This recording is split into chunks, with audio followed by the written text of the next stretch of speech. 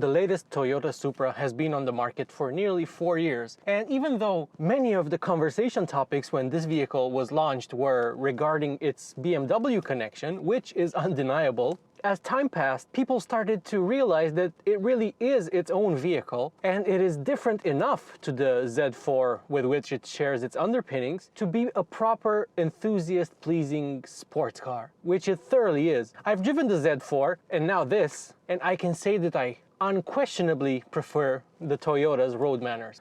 But I'll explain the reasons why while I drive this car.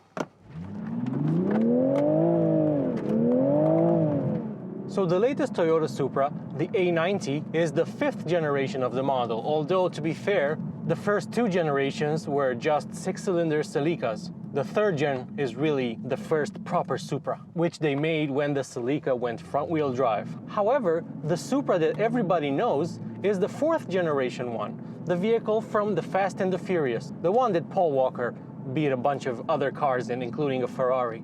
Before the Fast and the Furious movies, to be honest, people really didn't give a damn about the Supra. They felt that it was too heavy and just not interesting enough, even though it had one of the best engines ever made and put in a production vehicle, which with stock internals could hit 1,000 horsepower, plus its chassis was balanced and it gave you confidence to push the vehicle. It was still very well controlled and nice to throw around the twisty road. I've never driven one of those, so I'm basing what I'm saying purely on what other people have said about it. But it seems like a very, very nice performance car. And I really am happy that I waited for a while before driving this new Supra, just because when it was launched, all people were really talking about was its BMW connection. So the interior is obviously BMW, the platform is BMW, the engine is BMW, but somehow the sum of its parts isn't a BMW in my opinion. And apparently there's some overlap between the traditional thinking about what a Supra should be and the types of vehicles that BMW can make. I mean, BMW is an automaker renowned for its 6-cylinder engines, and the B58 that powers the Supra is no exception. It's a glorious unit. And it actually doesn't sound too different from the highly appreciated 2JZ. And in fact, I think that the B58 is the modern 2JZ.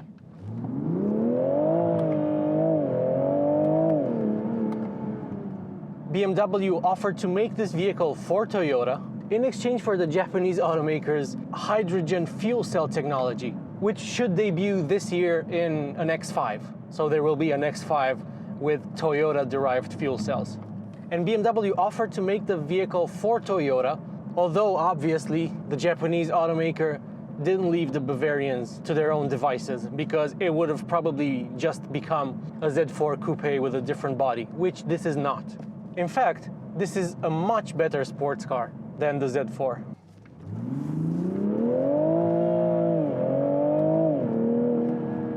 What makes it so different? Well, it's the chassis tuning. Both cars do feel similar because, well, they share the same underpinnings, but the Toyota is much more eager to swing its tail out. And with just traction disabled, not the entire stability system defeated, you can catch every single slide and maintain it for a while and really have a lot of fun in this vehicle.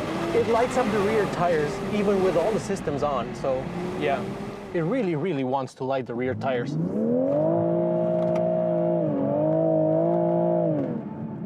But it's fun. And it's never scary. Or it is a bit scary, but not as scary as in any BMW that I've driven recently. And this is a revelation. It shows that with the same ingredients, Toyota has managed to produce a better driver's car than any BMW. This is so good, so planted. The front end is so pointy and precise. It still uses the Z4's steering rack, so it's ever so slightly dead, but it is better than the Z4 in this respect. And unlike the Z4, when the rear end lets go, in that car, it's a bit of a scare. But in the Supra, you're smiling. It really manages to instill a lot of confidence really quickly. And it also sounds really good too.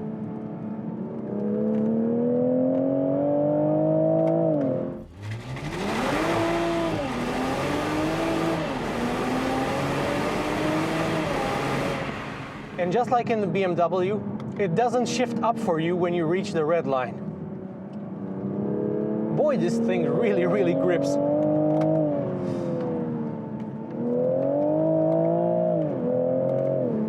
This car really begs you to get on the power early so that you can get the tail out. It's cheeky like that.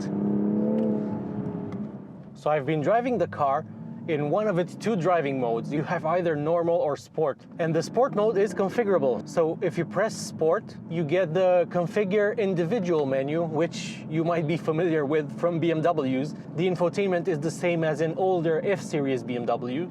Like identical, just with a different skin over it and different colors. I've exclusively driven this car in sport mode, but with damping in normal. It has adaptive dampers, because in Romania at least you can only get the Supra as the 3-liter GR, and it comes really well equipped, including with the limited slip differential in the back, and it also has adaptive dampers. And I've had the adaptive dampers in normal for most of the time, but I'm gonna put them in sport now, just to see if that has an effect.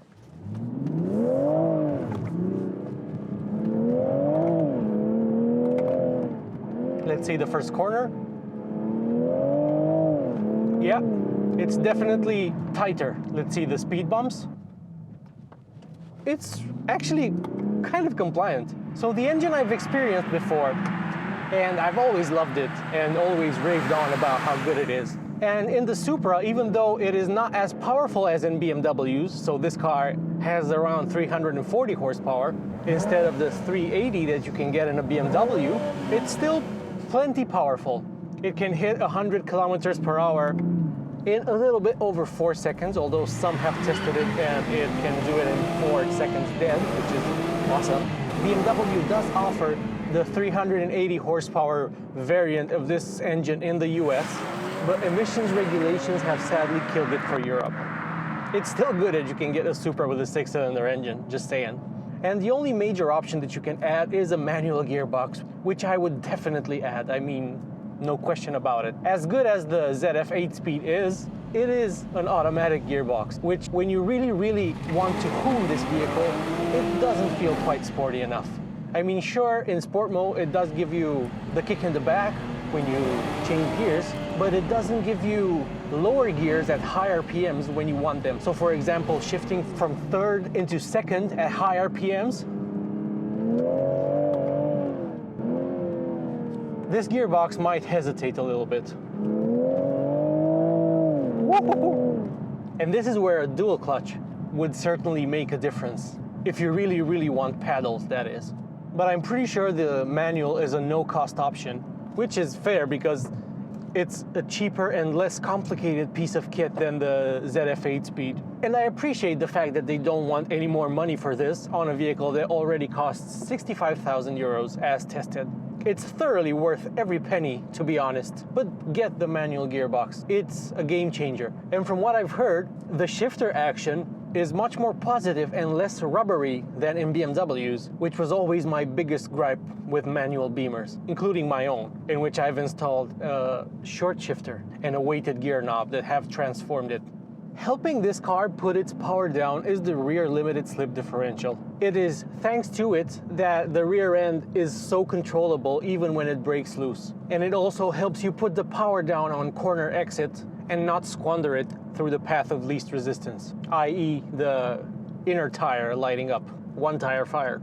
I really like that there aren't too many modes. I mean, I'm so happy that this car doesn't have an eco mode, which nobody would have ever used. I would maybe have liked more than one sport mode setting, which you could pre-program to have the suspension either in soft or hard mode, because now you have to select sport mode, then go to configure manual, then go to damping, set it to normal, and it's just a bit too many presses. So if you had an additional mode that you could toggle between just by pressing the sport button several times, I also would have liked the vehicle to start in sport mode to prevent me from having to press the sport mode button every time I get aboard the vehicle. The engine, as I said, I absolutely love. It is very, very good at both cruising and hooning.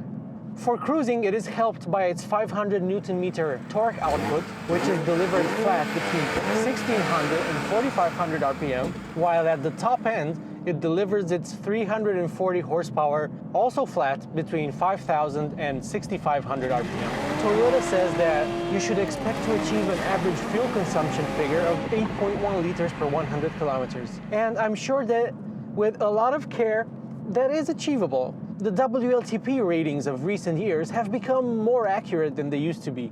I mean, today, I've driven this vehicle from my home to this slightly twisty road outside of town, where I've hooned it, and the average is 13.6 liters, which is pretty good. On the highway cruising up to this road, the vehicle was averaging 8.5 at highway speeds, so 120, 130 kilometers per hour. And that is really, really impressive.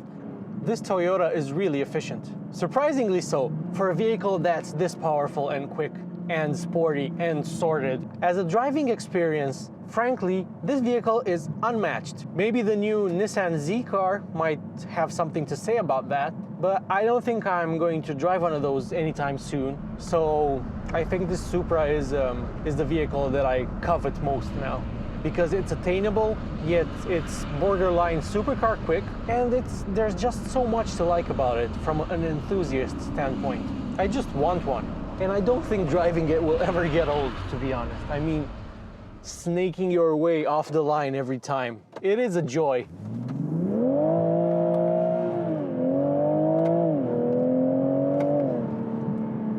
What a fantastic car. It is, of course, not perfect. And while I love the exterior design, I think it's fantastic. Maybe the headlights are a bit too big, but other than that, those rear flanks, ooh, they just get me going. Remember that video of that one guy who said very seriously that he was in a very serious relationship with his car and it was some box? Well, had it been one of these Supras, I maybe would have understood the guy. I also absolutely love the integrated ducktail spoiler. Sure, it's not as extreme as the one that equipped the 4th generation A80 Supra, you know, the big one. Although Toyota does say that you can mount a spoiler. It has hard points in the hatch that are there specifically for you to be able to mount a big spoiler, which won't fly off at speed. It's the rear part of the vehicle and the rear 3/4 view that really, really gets me in this Supra. I think it's fantastic looking.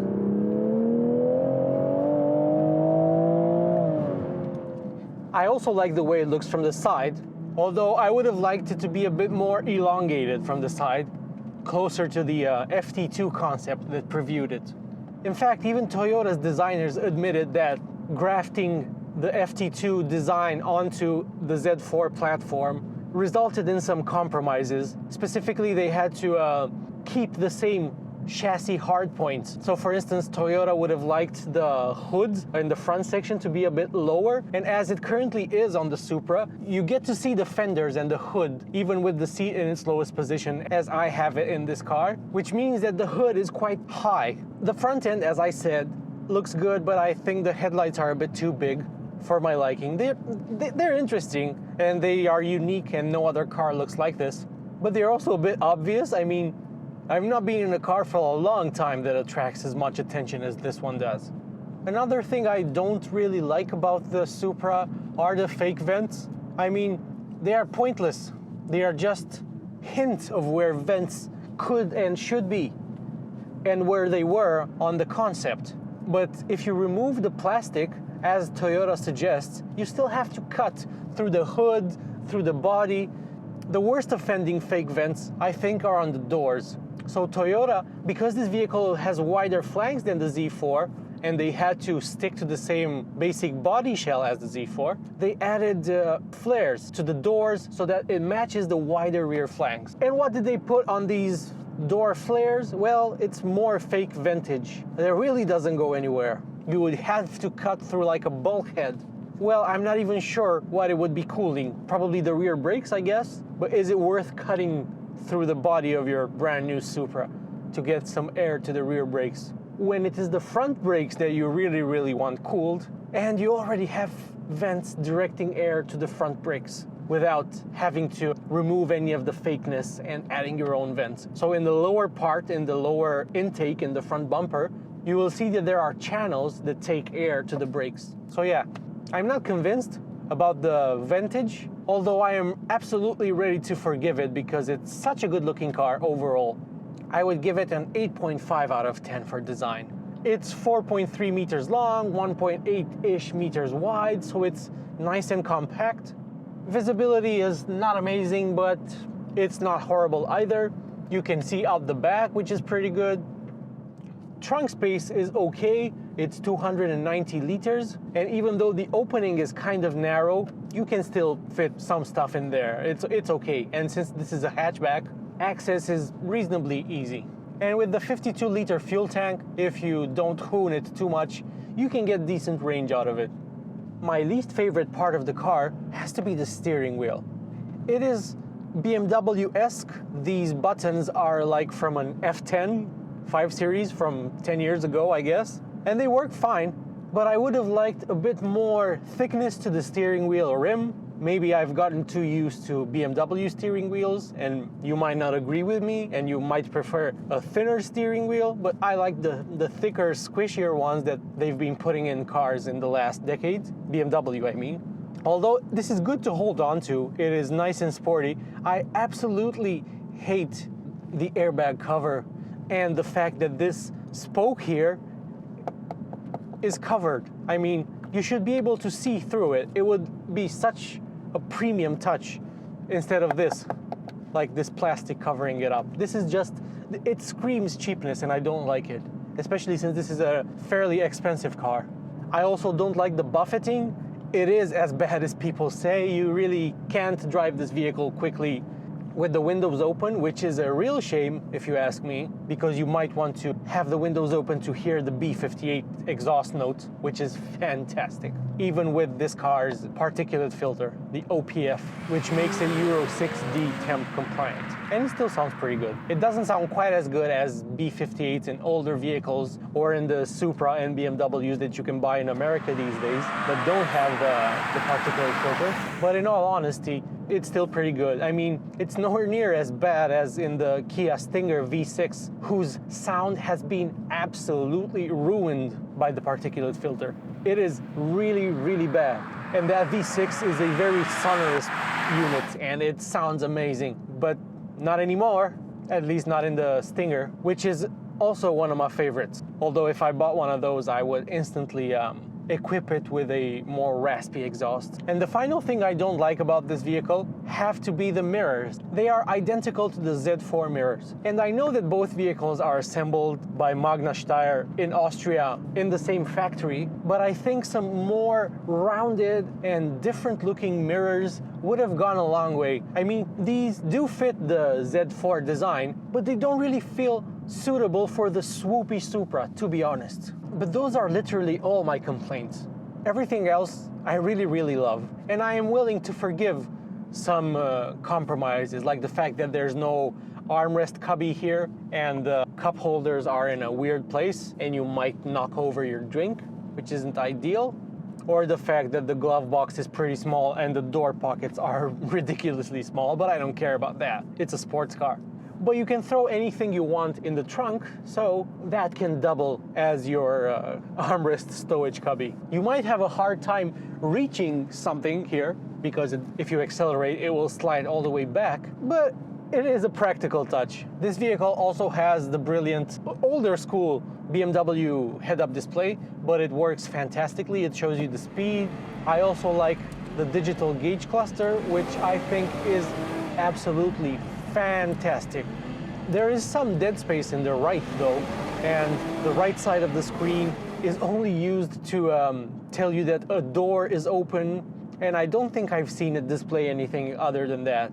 And maybe BMW could have, maybe Toyota could have used that better. Maybe to have like the sport displays there. And yeah, this car does have sport displays, which someone has assigned to the #1 shortcut button from this row of shortcut buttons. So you get to see power and torque in real time. I really, really like this car. It's really good. It's an enthusiast pleaser. It is much more than a hardtop Z4, and even though currently this vehicle I don't think is especially appreciated among enthusiasts, because for some reason they feel that the BMW connection is bad. I'm really happy that Toyota teamed up with BMW to make it. It resulted in two great but quite different vehicles, the Z4 and this. And I honestly hope that Toyota will keep improving on this vehicle, making it better, maybe making the vents real from the factory for like a dedicated sports version. We'll see. That pretty much sums my impressions of the Supra up. I hope you enjoyed the video. Like it and subscribe to the channel if you did, and I'll see you in the next one.